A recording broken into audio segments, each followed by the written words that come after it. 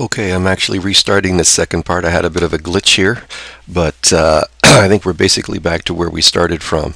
So we are just going to draw the bottom part of the boat. We're not going to draw the cabin right now. We'll do that as a separate object.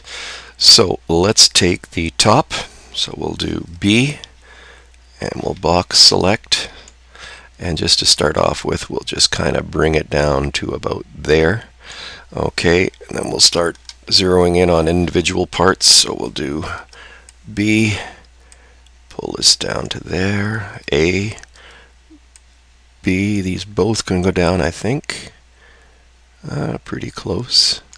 Alright, A, B, alright, and then do A, take these down a bit. Alright, A and B.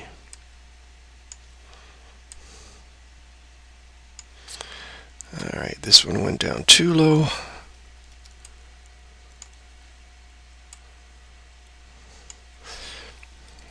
A, B. Alright, these ones here. Push that in. B.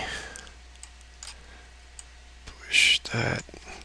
Could maybe pull it up just a bit. Get a little bit more curve on it. We'll go something like that. Alright, and then we're going to put another cut in now here, so we use Control R. And I'll put a couple in. Use the scroll button to do that. Alright, and now A, and we'll do B.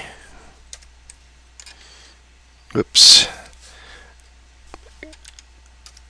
Come on, A, get rid of that. B, just get this one. A, B. Alright, and A, B. So we're going to pull this guy over.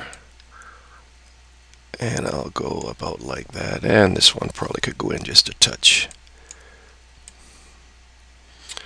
Alright, and that's as far as I'm going to go right now to make sure I don't run out of memory. Thank you. That's part 2.